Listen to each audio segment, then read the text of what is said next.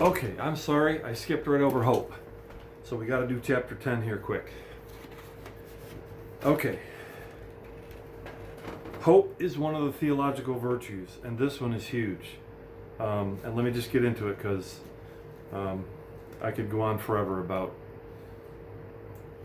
how little I actually knew about biblical hope. But let me just highlight Lewis's take. If you read history, you will find that the Christians who did most for the present world were just those who thought most of the next. Most of us find it very difficult to want heaven at all, except insofar as heaven means meeting again our friends who have died.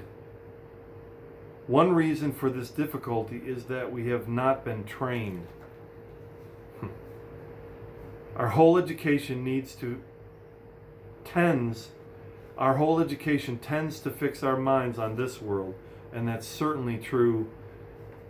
It's certainly true in the world, but I'm afraid it's not a whole lot different in the church, which is unfortunate. But then he says this, and I love this. Another reason is that when the real wants of heaven, the real want for heaven, is present in us, we do not recognize it. Most people, if they had really learned to look into their own hearts, and I just want to pause on that statement. This is a hard thing to do.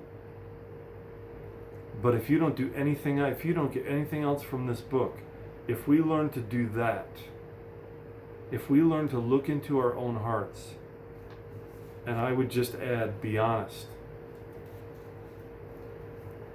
that potentially can change your entire life, because the truth sets us free.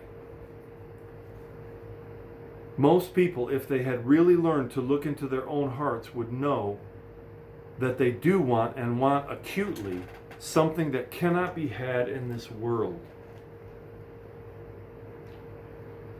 There are all sorts of things in this world that offer to give it to us, but they never quite keep their promises. Isn't that the truth? Let me just read a little bit more. The longings which arise in us when we first fall in love, or first think of some foreign country, or first take up some subject that excites us, are longings which no marriage, no travel, no learning can really satisfy.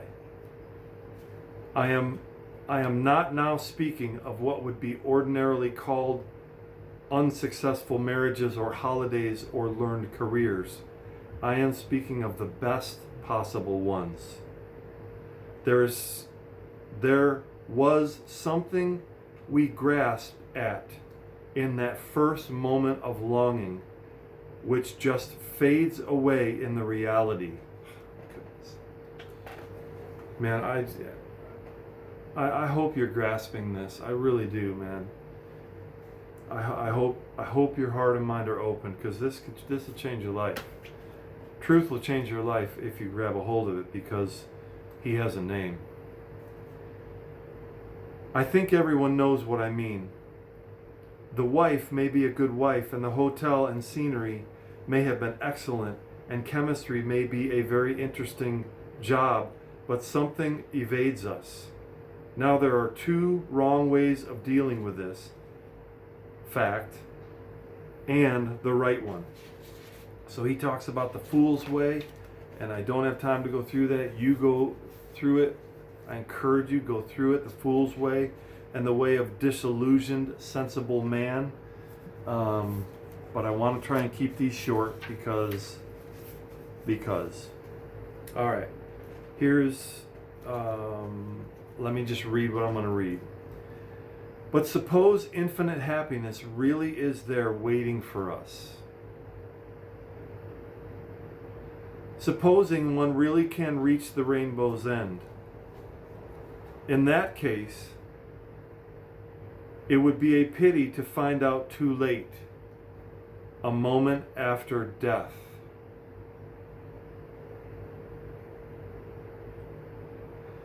that by our supposed common sense we have stifled in ourselves the faculty of enjoying it. Now, I don't know if you just caught that. If you didn't, go back and read it. And I've tried through this whole thing, and I'm going to continue through this whole thing to just be honest and share how this book has impacted me, in the hopes that God will make himself real to you. But what I just read about finding out too late, one moment after death, and I'm not trying to play a gotcha here or anything like that. I'm just saying, let me say it this way. If you're looking for God, it's because he's been looking for you all along. All right. And I'm done with this, okay? But I love this. I first heard this quote and didn't realize it was in this book until I read it. If I find in myself a desire which no experience in this world can satisfy, the most probable explanation is that I was made for another world. If none of my earthly pleasures satisfy it, that does not prove that the universe is a fraud. Probably earthly pleasures were never meant to satisfy it, but only to rouse it, to suggest the real thing. If that is so, I must take care, on the one hand, never to despise or be unthankful for these earthly blessings, and on the other, never to mistake them for the something else of which they are only a kind of copy or echo or mirage. If you didn't get that, I encourage you to go back and listen to it. I must keep alive in myself the desire for my true country, which I shall not find until after death. I must never let it get snowed under or turned aside. I must make it the main objective of life to press on to that other country and to help others do the same.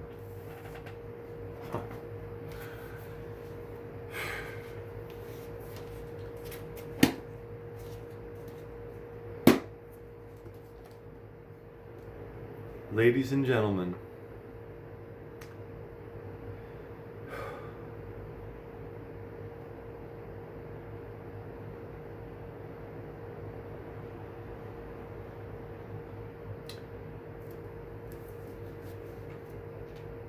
let me just end with this for hope. I love the verse, and I think it's in Luke, where it says that Jesus, his name, will be the hope of all the earth.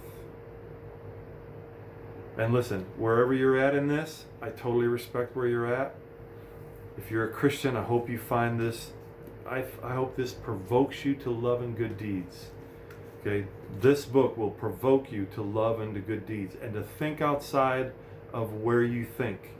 Because listen, no matter how smart you think you are, your little brain right here, this little hunk of matter up here, which is amazing, it's amazing, okay? And it's one of the reasons I'm not an atheist. And to me, and I totally respect people, believe whatever you want to believe. But atheism is way too simple. Lewis nailed it. It's way too simple. And is there a mystery in life? Is there a mystery to God? Is there a mystery to the gospel? Absolutely there is. But your little brain will never be able to fully comprehend God. If you're not a Christian, I pray you'd become one. I mean, that ultimately is the whole reason I'm doing this, is just for you to be presented with what Christianity is all about and who Jesus really is. And that choice is up to you. But I pray that you would see Jesus for who he is and you would receive him. But for those of us who are Christians, we're commanded to love God with all of our mind. And so I leave you with this question, which C.S. Lewis has provoked in me. What does it mean for a human being to fully love God with their mind?